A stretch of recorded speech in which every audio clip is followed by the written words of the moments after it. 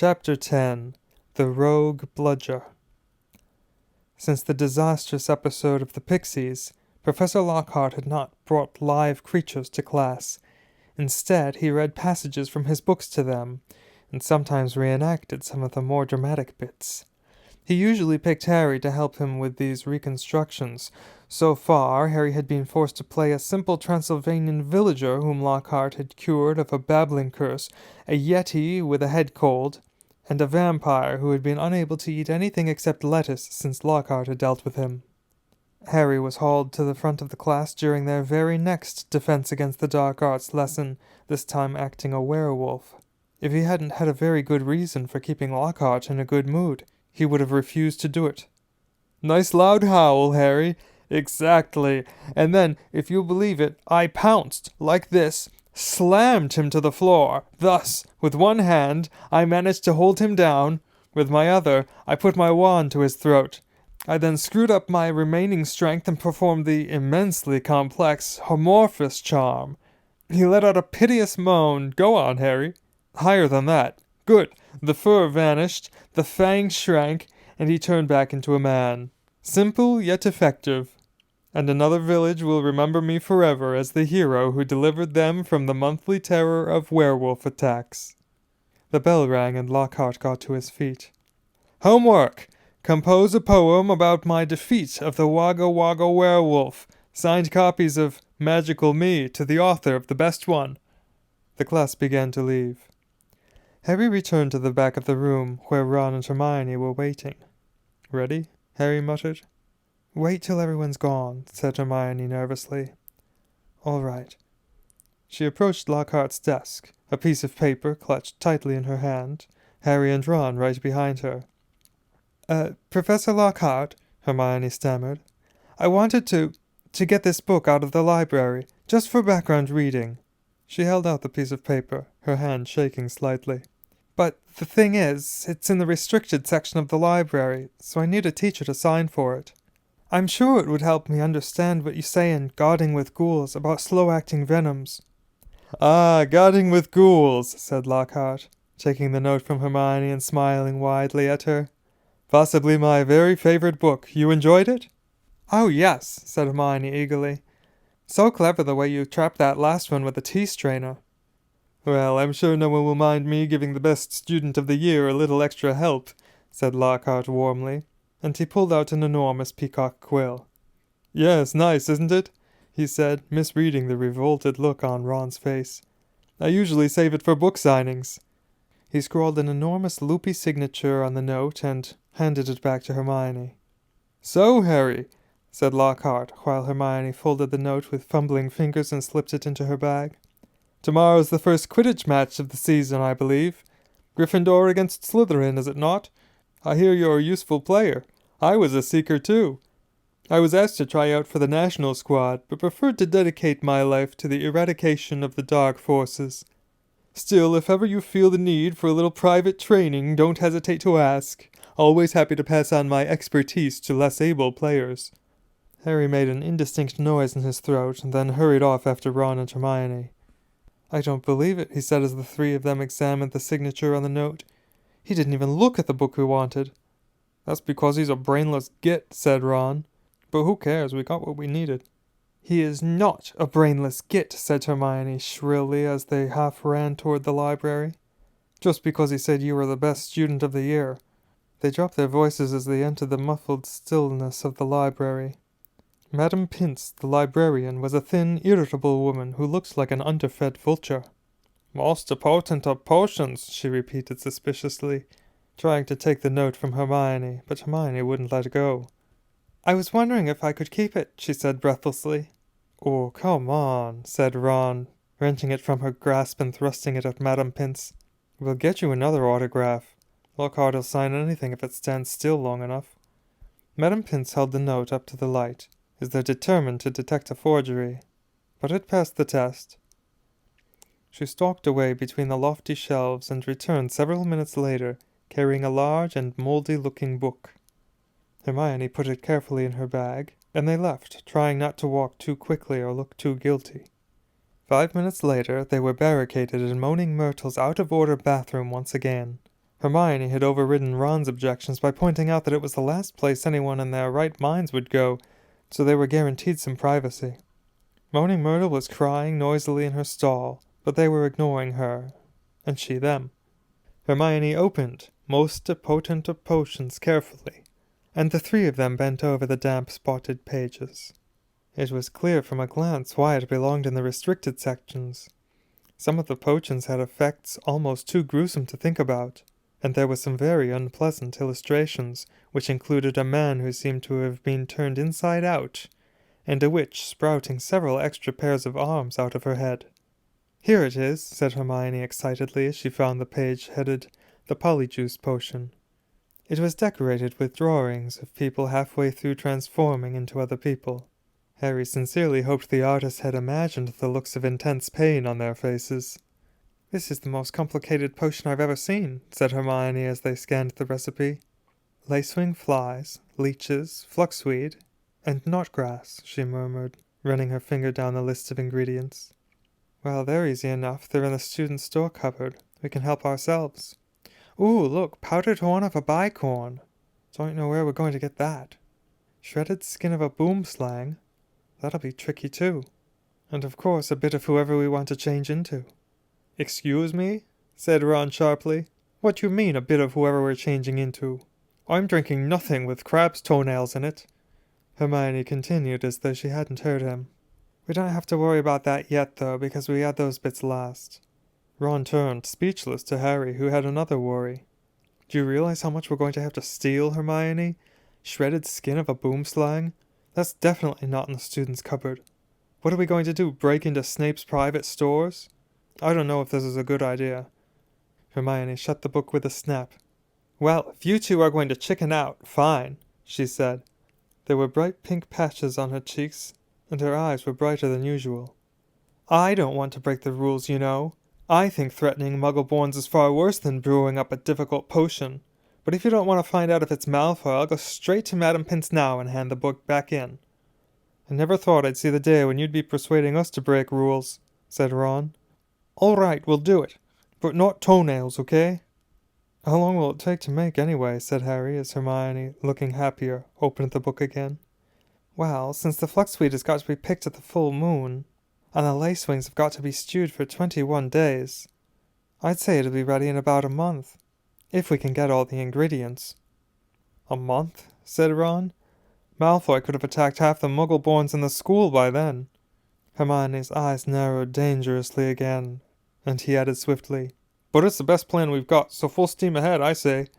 However, while Hermione was checking that the coast was clear for them to leave the bathroom, Ron muttered to Harry, "It'll be a lot less hassle if you can just knock Malfoy off his broom tomorrow." Harry woke early on Saturday morning and lay for a while, thinking about the coming Quidditch match. He was nervous mainly at the thought of what Wood would say if Gryffindor lost, but also at the idea of facing a team mounted on the fastest racing brooms gold could buy.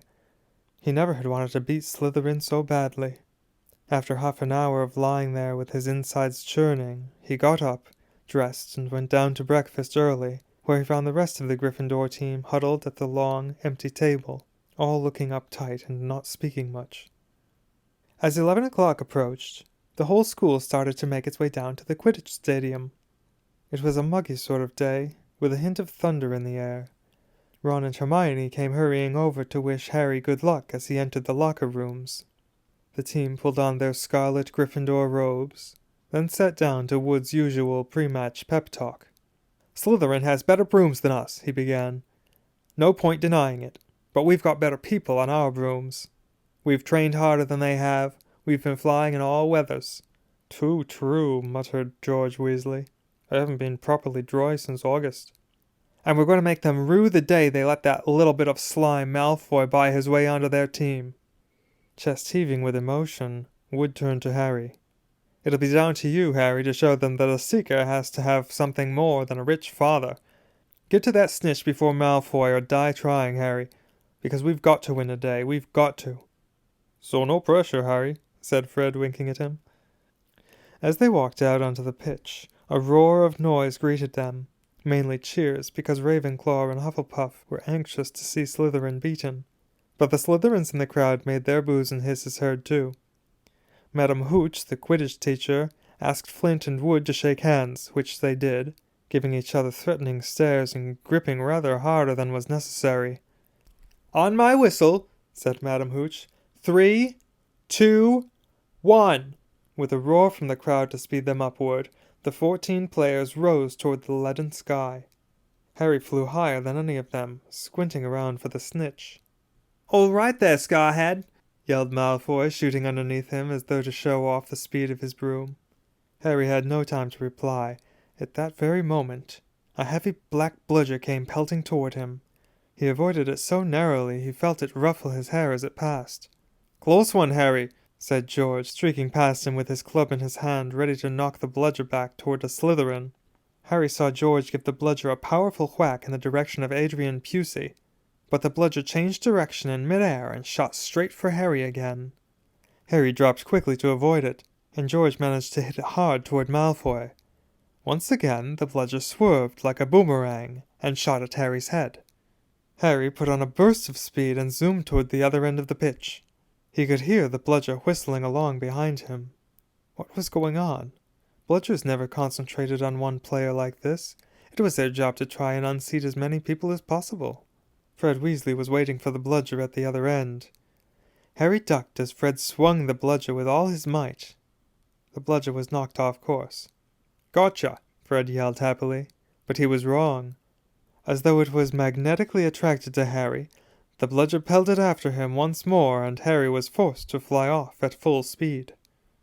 It had started to rain. Harry felt heavy drops fall onto his face, splattering onto his glasses. He didn't have a clue what was going on in the rest of the game until he heard Lee Jordan, who was commentating, say, "Slytherin leads 60 points to 0. The Slytherin's superior brooms were clearly doing their jobs. And meanwhile, the mad bludger was doing all it could do to knock Harry out of the air. Fred and George were now flying so close to him on either side that Harry could see nothing at all except their flailing arms, and had no chance to look for the snitch, let alone catch it. "Someone's tampered with this bludger," Fred grunted, swinging his bat with all his might at it as it launched a new attack on Harry. "We need a timeout," said George, trying to signal to Wood and stop the bludger from breaking Harry's nose at the same time. Wood had obviously got the message. Madam Hooch's whistle rang out, and Harry, Fred, and George dived for the ground, still trying to avoid the mad bludger. "What's going on?" said Wood as the Gryffindor team huddled together, while Slytherins in the crowd cheered. "We're being flattened. Fred, George, where were you when that bludger stopped Angelina scoring?" "We were 20 feet above her, stopping the other bludger from murdering Harry, Oliver," said George angrily. "Someone's fixed it. It won't leave Harry alone. It hasn't gone for anyone else all game. The Slytherins must have done something to it. But the bludgers have been locked in Madam Hooch's office since our last practice, and there was nothing wrong with them then," said Wood anxiously. Madam Hooch was walking toward them. Over her shoulder, Harry could see the Slytherin team jeering and pointing in his direction. "Listen," said Harry as she came nearer and nearer. "With you two flying around me all the time, the only way I'm going to catch the snitch is if it flies up my sleeve. Go back to the rest of the team and let me deal with the rogue one." "Don't be thick," said Fred. "It'll take your head off." Wood was looking from Harry to the Weasleys. "Oliver, this is insane," said Alicia Spinnet angrily. "You can't let Harry deal with that thing on his own. Let's ask for an inquiry." "If we stop now, we'll have to forfeit the match," said Harry. "And we're not losing to Slytherin just because of a crazy bludger. Come on, Oliver, tell them to leave me alone." "This is all your fault," George said angrily to Wood. "Get the snitch or die trying. What a stupid thing to tell him." Madam Hooch had joined them. "Ready to resume play?" she asked Wood. Wood looked at the determined look on Harry's face. "All right," he said. "Fred, George, you heard Harry. Leave him alone and let him deal with the bludger on his own." The rain was falling more heavily now. On Madam Hooch's whistle, Harry kicked hard into the air and heard the telltale whoosh of the bludger behind him. Higher and higher Harry climbed. He looped and swooped, spiraled, zigzagged, and rolled. Slightly dizzy, he nevertheless kept his eyes wide open. Rain was speckling his glasses and ran up his nostrils as he hung upside down, avoiding another fierce dive from the bludger. He could hear laughter from the crowd. He knew he must look very stupid, but the rogue bludger was heavy and couldn't change direction as quickly as Harry could. He began a kind of roller coaster ride around the edges of the stadium, squinting through the silver sheets of rain to the Gryffindor goalposts, where Adrian Pusey was trying to get past Wood. A whistling in Harry's ear told him the bludger had just missed him again. He turned right over and sped in the opposite direction. "Training for the ballet, Potter?" yelled Malfoy as Harry was forced to do a stupid kind of twirl in midair to dodge the bludger, and he fled, the bludger trailing a few feet behind him. And then, glaring back at Malfoy in hatred, he saw it. The golden snitch. It was hovering inches above Malfoy's left ear, and Malfoy, busy laughing at Harry, hadn't seen it. For an agonizing moment, Harry hung in midair, not daring to speed towards Malfoy in case he looked up and saw the snitch. Wham! He had stayed still a second too long. The bludger had hit him at last, smashed into his elbow, and Harry felt his arm break. Dimly, dazed by the searing pain in his arm, he slid sideways on his rain-drenched broom, one knee still crooked over it, his right arm dangling useless at his side. The bludger came pelting back for a second attack, this time aiming at his face. Harry swerved out of the way, one idea firmly logged in his numb brain: get to Malfoy. Through the haze of rain and pain he dived for the shimmering, sneering face below him, and saw its eyes widen with fear. Malfoy thought Harry was attacking him. "What the?" he gasped, careening out of Harry's way. Harry took his remaining hand off his broom and made a wild snatch. He felt his fingers close on the cold snitch, but was now only gripping the broom with his legs. And there was a yell from the crowd below as he headed straight for the ground, trying hard not to pass out. With a splattering thud he hit the mud and rolled off his broom. His arm was hanging at a very strange angle. Riddled with pain, he heard, as though from a distance, a good deal of whistling and shouting. He focused on the snitch clutched in his good hand. "Aha," he said vaguely. "We've won." And he fainted. He came around, rain falling on his face, still lying on the field, with someone leaning over him. He saw a glitter of teeth. "Oh no, not you," he moaned. "Doesn't know what he's saying," said Lockhart loudly to the anxious crowd of Gryffindors pressing around them. "Not to worry, Harry. I'm about to fix your arm." "No," said Harry. "I'll keep it like this, thanks." He tried to sit up, but the pain was terrible. He heard a familiar clicking noise nearby. "I don't want a photo of this, Colin," he said loudly. "Lie back, Harry," said Lockhart soothingly. "It's a simple charm I've used countless times." "Why can't I just go to the hospital wing?" said Harry through clenched teeth. "He really should, Professor," said a muddy Wood, who couldn't help grinning even though his seeker was injured. "Great capture, Harry. Really spectacular. Your best yet, I'd say." Through the thicket of legs around him, Harry spotted Fred and George Weasley wrestling the rogue bludger into a box. It was still putting up a terrific fight. "Stand back," said Lockhart, who was rolling up his jade-green sleeves. "No, don't," said Harry weakly, but Lockhart was twirling his wand and a second later had directed it straight at Harry's arm. A strange and unpleasant sensation started at Harry's shoulder and spread all the way down to his fingertips. It felt as though his arm was being deflated. He didn't dare look at what was happening.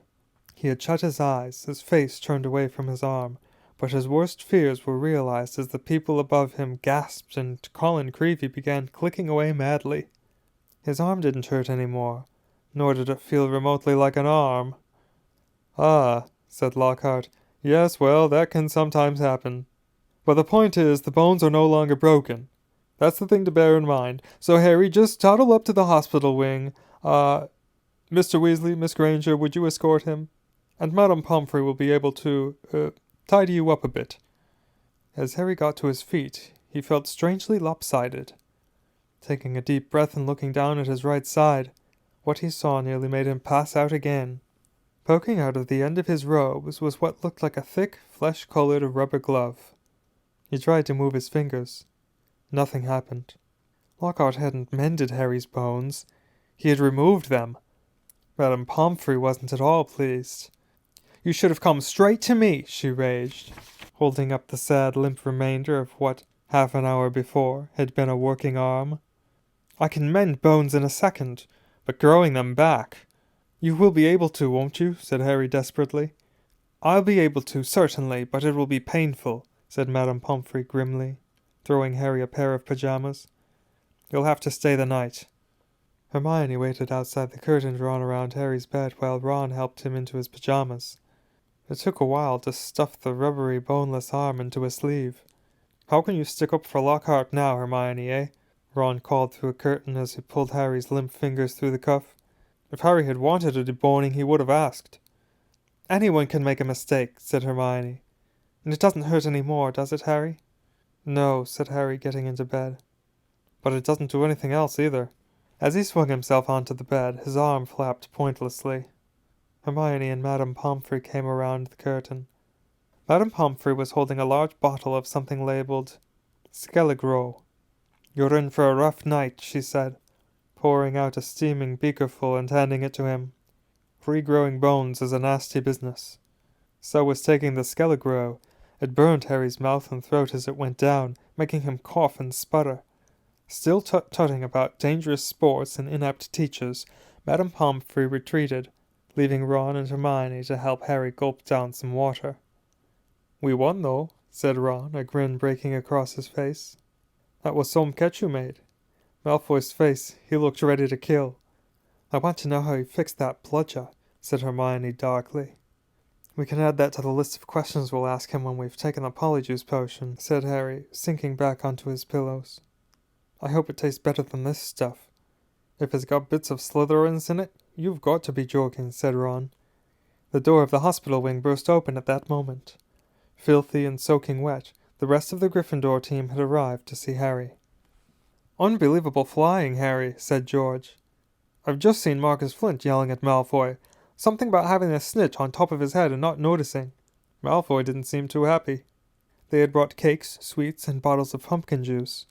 They gathered around Harry's bed and were just getting started on what promised to be a good party when Madame Pomfrey came storming over, shouting, "This boy needs rest. He's got 33 bones to regrow. Out! Out!" And Harry was left alone, with nothing to distract him from the stabbing pains in his limp arm. Hours and hours later, Harry woke quite suddenly in the pitch blackness and gave a small yelp of pain. His arm now felt full of large splinters. For a second, he thought that was what had woken him. Then, with a thrill of horror, he realized that someone was sponging his forehead in the dark. "Get off!" he said loudly, then, "Dobby!" The house elf's goggling tennis ball eyes were peering at Harry through the darkness. A single tear was running down his long, pointed nose. "Harry Potter came back to school," he whispered miserably. "Dobby warned and warned Harry Potter. Ah, sir, why didn't you heed, Dobby? Why didn't Harry Potter go back home when he missed the train?" Harry heaved himself up on his pillows and pushed Dobby's sponge away. "What are you doing here?" he said. "And how did you know I missed the train?" Dobby's lips trembled, and Harry was seized by a sudden suspicion. "It was you," he said slowly. "You stopped the barrier from letting us through." "Indeed, yes, sir," said Dobby, nodding his head vigorously, ears flapping. "Dobby hid and watched for Harry, and sealed the gateway, and Dobby had to iron his hands afterwards." He showed Harry 10 long, bandaged fingers. "But Dobby didn't care, sir, for he thought Harry Potter was safe. And never did Dobby dream that Harry Potter would get to school another way." He was rocking backward and forward, shaking his ugly head. "Dobby was so shocked when he heard Harry Potter was back at Hogwarts, he let his master's dinner burn. Such a flogging Dobby never had, sir." Harry slumped back onto his pillows. "You nearly got Ron and me expelled," he said fiercely. "You'd better get lost before my bones come back, Dobby, or I might strangle you." Dobby smiled weakly. "Dobby is used to death threats, sir. Dobby gets them 5 times a day at home." He blew his nose on a corner of the filthy pillowcase he wore, looking so pathetic that Harry felt his anger cob away in spite of himself. "Why do you wear that thing, Dobby?" he asked curiously. "This, sir?" said Dobby, plucking out the pillowcase. "'Tis a mark of the house elf's enslavement, sir. Dobby can only be freed if his masters present him with clothes, sir. The family is careful not to pass Dobby even a sock, sir, for then he would be free to leave their house forever." Dobby mopped his bulging eyes and said suddenly, "Harry Potter must go home." Dobby thought his bludger would be enough to make— "Your bludger?" said Harry, anger rising once more. "What do you mean, your bludger? You made that bludger try and kill me?" "Not kill you, sir, never kill you," said Dobby, shocked. "Dobby wants to save Harry Potter's life. Better sent home, grievously injured, than remain here, sir. Dobby only wanted Potter hurt enough to be sent home." "Oh, is that all?" said Harry angrily. "I don't suppose you're going to tell me why you wanted me sent home in pieces." "Ah, if Harry Potter only knew," Dobby groaned, more tears dripping onto his ragged pillowcase. "If he knew what he means to us, the lowly enslaved, we dregs of the magical world. Dobby remembers how it was when he who must not be named was at the height of his powers, sir. We house elves were treated like vermin, sir. Of course Dobby is still treated like that, sir," he admitted, drying his face on the pillowcase. "But mostly, sir, life has improved for my kind since you triumphed over he who must not be named. Harry Potter survived, and the Dark Lord's power was broken. And it was a new dawn, sir, and Harry Potter shone like a beacon of hope for those of us who thought the dark days would never end, sir. And now, at Hogwarts, terrible things are to happen, are perhaps happening already, and Dobby cannot let Harry Potter stay here now that history is to repeat itself, now that the Chamber of Secrets is open once more." Dobby froze, horror-struck, then grabbed Harry's water jug from his bedside table and cracked it over his own head, toppling out of sight. A second later, he crawled back onto the bed, cross-eyed, muttering, "Bad Dobby, very bad Dobby." "So there is a Chamber of Secrets," Harry whispered. "And did you say it's been opened before? Tell me, Dobby." He seized the elf's bony wrist as Dobby's hand inched toward the water jug. "But I'm not Muggle-born. How can I be in danger from the chamber?" "Ah, sir, ask no more of poor Dobby," stammered the elf, his eyes huge in the dark. "Dark deeds are planned in this place, but Harry Potter must not be here when they happen. Go home, Harry Potter, go home. Harry Potter must not meddle in this, sir. 'Tis too dangerous." "Who is it, Dobby?" said Harry, keeping a firm hold on Dobby's wrist to stop him from hitting himself with the water jug again. "Who's opened it? Who opened it last time?" "Dobby can't, sir. Dobby can't. Dobby mustn't tell," squealed the elf. "Go home, Harry Potter. Go home." "I'm not going anywhere," said Harry fiercely.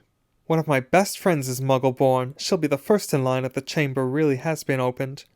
"Harry risks his own life for his friends," moaned Dobby in a kind of miserable ecstasy. "So noble, so valiant. But he must save himself. He must. Harry Potter must not." Dobby suddenly froze, his bat ears quivering. Harry heard it too. There were footsteps coming down the passageway outside. "Dobby must go," breathed the elf, terrified. There was a loud crack, and Harry's fist was suddenly clenched on thin air. He slumped back into bed, his eyes on the dark doorway to the hospital wing as the footsteps drew nearer. Next moment, Dumbledore was backing into the dormitory, wearing a long woolly dressing gown and nightcap. He was carrying one end of what looked like a statue. Professor McGonagall appeared a second later, carrying its feet. Together they heaved it onto a bed. "Get Madame Pomfrey," whispered Dumbledore, and Professor McGonagall hurried past the end of Harry's bed out of sight. Harry lay quite still, pretending to be asleep. He heard urgent voices, and then Professor McGonagall swept back into view, closely followed by Madame Pomfrey, who was pulling a cardigan over her nightdress. He heard a sharp intake of breath. "What happened?" Madame Pomfrey whispered to Dumbledore, bending over the statue on the bed. "Another attack," said Dumbledore. "Minerva found him on the stairs." "There was a bunch of grapes next to him," said Professor McGonagall. "We think he was trying to sneak up here to visit Potter." Harry's stomach gave a horrible lurch. Slowly and carefully he raised himself a few inches so he could look at the statue on the bed. A ray of moonlight lay across its staring face. It was Colin Creevey. His eyes were wide, and his hands were stuck up in front of him, holding his camera. "Petrified?" whispered Madame Pomfrey. "Yes," said Professor McGonagall. "But I shudder to think, if Albus hadn't been on the way downstairs for hot chocolate, who knows what might have—" The three of them stared down at Colin. Then Dumbledore leaned forward and wrenched the camera out of Colin's rigid grip. "You don't think he managed to get a picture of his attacker?" said Professor McGonagall eagerly. Dumbledore didn't answer. He opened the back of the camera. "Good gracious," said Madame Pomfrey. A jet of steam had hissed out of the camera. Harry, 3 beds away, caught the acrid smell of burnt plastic. "Melted," said Madame Pomfrey wonderingly. "All melted." "What does this mean, Albus?" Professor McGonagall asked urgently.